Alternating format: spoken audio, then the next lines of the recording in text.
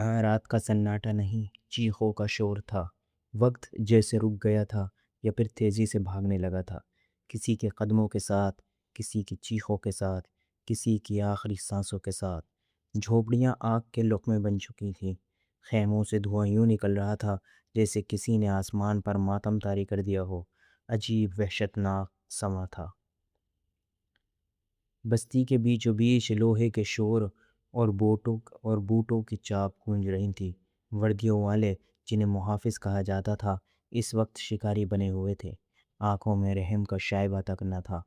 ان کے سامنے جو آیا وہ زمیں بوس ہو گیا، چاہے بوڑھا ہو، بچہ ہو یا عورت۔ زبان بند تھی، صرف بندوقیں بول رہی تھیں۔ زمین پر گرنے والی لاشیں بس گنتی کا حصہ تھیں۔ کوئی کسی ماں کو کھینچ کر لے جا رہا تھا، کوئی بچے کو دھکا دے رہا تھا، اور خوف سے تھر تھراتی لڑکی کو بالوں سے گھسیٹ رہا تھا۔ سانسیں رک رک کر چل رہی تھیں اور زندگی قدم قدم پر مات کھا رہی تھی۔ جہاں کچھ لمحے پہلے بچوں کی ہنسی گونجتی تھی، اب صرف آگ کے شعلے ناچ رہے تھے۔ کچھ لوگ زمین سے چمٹے پڑے تھے، کچھ اندھیرے میں چھپنے کی ناکام کوشش کر رہے تھے۔ کوئی اپنے جلے ہوئے گھروں کو آخری بار دیکھ رہا تھا، کوئی لکتی عزت پر نظریں بند کر کے زندہ رہنے کی بد دعا مانگ رہا تھا۔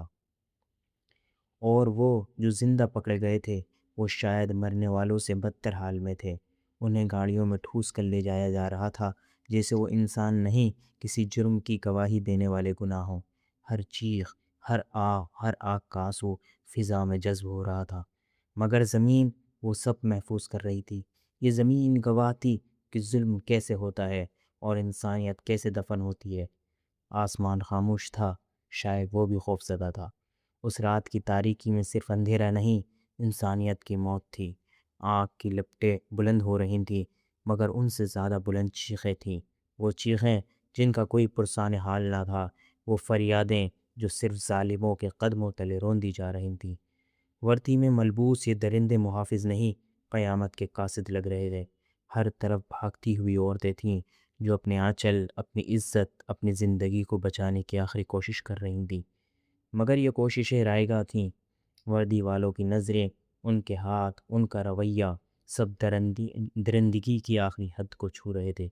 کوئی ماں اپنی بیٹی کو سینے سے لگائے بھاگی، تو کسی باپ کو اس کی بیٹی کے سامنے رسیوں سے باندھ کر گرا دیا گیا۔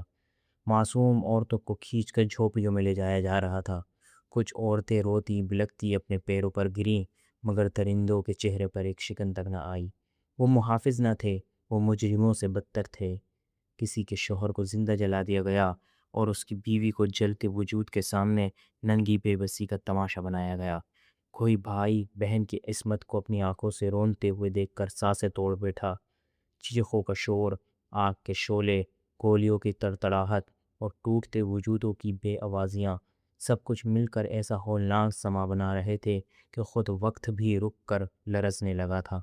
یہ رات ایک بستی کی بربادی کی نہیں، انسانیت کی قبر تھی، اور ان درندوں کے چہرے وردی کے پردے میں چھپے رہ گئے، مگر زمین نے سب کچھ دیکھ لیا تھا۔ وہ ایک دم سے ہڑبڑا کر اٹھ بیٹھا۔ سانس تیز تیز چل رہی تھی، دل اتنی تیزی سے دھڑک رہا تھا جیسے کوئی اندر سے اسے دبا کر رکھنا چاہ رہا ہو۔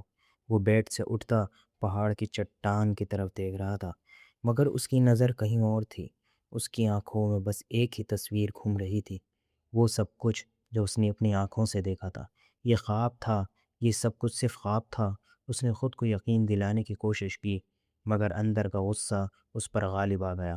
وہ پہاڑ کے داخلی کنارے کے قریب جا کر ہاتھوں سے اپنے چہرے کو رگڑنے لگا، جیسے خواب کی بھیانک یادوں کو جھٹکنا چاہ رہا ہو، مگر وہ نہیں جھٹک سکا۔ خواب میں دیکھے گئے مناظر کی شدت اس کے اندر تک محسوس ہو رہی تھی۔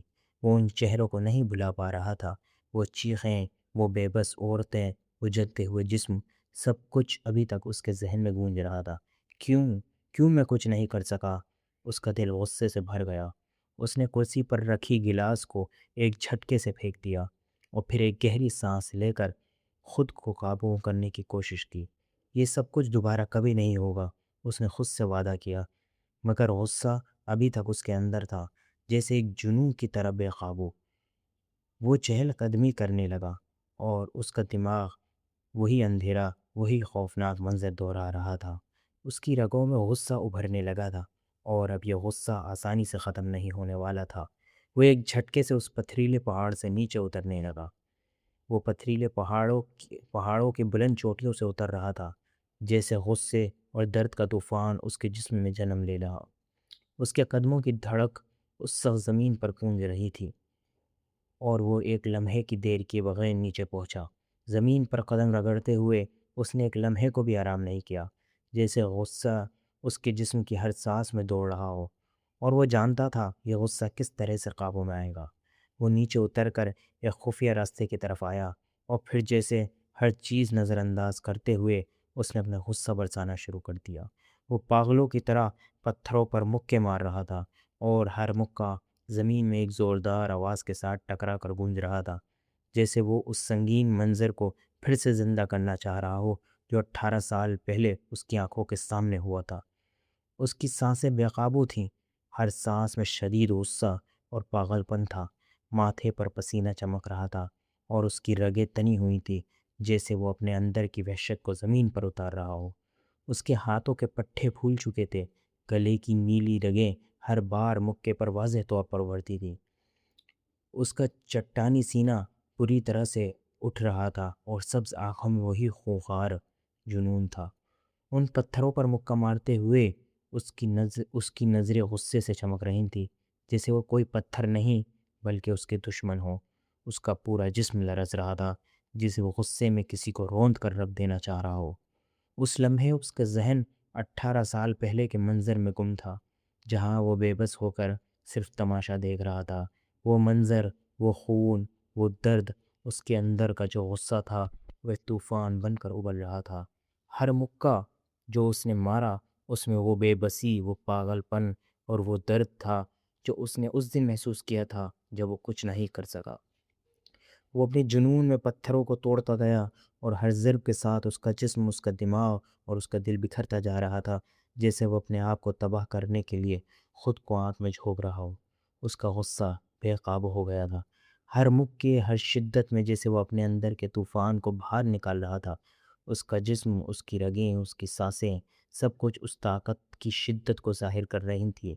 اس کے ہاتھوں میں ایک جنون تھا، اور وہ ہر ضرب کے ساتھ اس جنون اور زیادہ شدت سے برسا رہا تھا۔ وہ اس وقت تک رکنا نہیں چاہتا تھا جب تک اس کے جسم کی تھکان، اس کا غصہ اور اس کا پاگل پن سب کچھ اس کی رگوں سے باہر نہ نکل جائے۔ وہ بس اس جگہ پر کھڑا تھا جہاں اس نے پتھروں کو چیر کر اپنے اندر کی وحشت کو باہر نکالنا تھا۔ اس کا بدن پسینے سے شرابور تھا، لیکن اس کی آنکھوں میں خوخار جنون تھا جو ایک ہی لمحے میں کچھ بھی تباہ کر سکتا تھا۔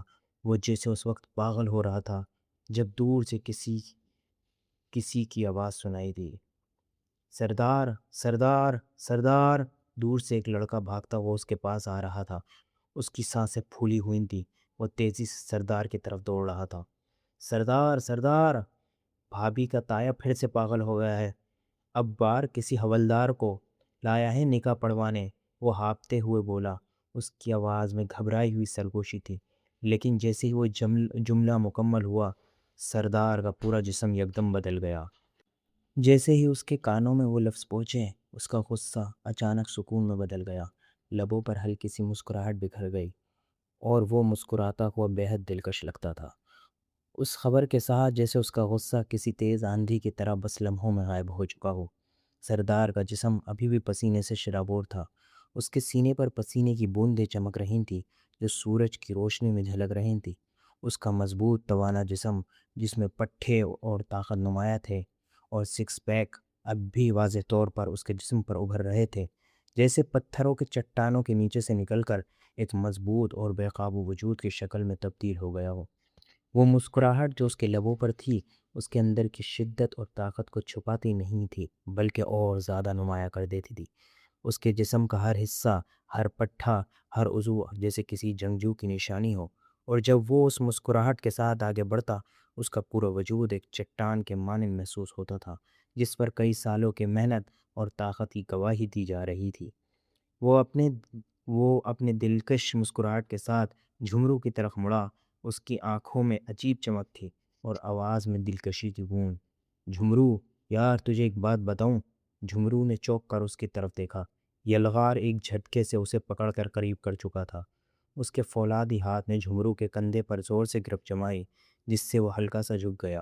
اس کے نازک وجود پر سردار کے ہاتھ گرفت ایسی تھی جیسے چٹان کسی پھول کو دبائے کھڑی ہو۔ ہاں سردار، بولو نا، اپنے چہرے کے تاثرات بدلتے ہوئے بڑے مشکل سے مسکرا کر کہنے لگا۔ تجھے پتہ ہے یہ فضل الدین ابھی تک زندہ کیوں ہے؟ اس نے جواب دینے کے بجائے سوال کیا تھا۔ جھورو نے بمشکل سر ہلایا۔ جانتا ہوں سردار، کیونکہ وہ بھابھی کا تایا ہے، اس لیے۔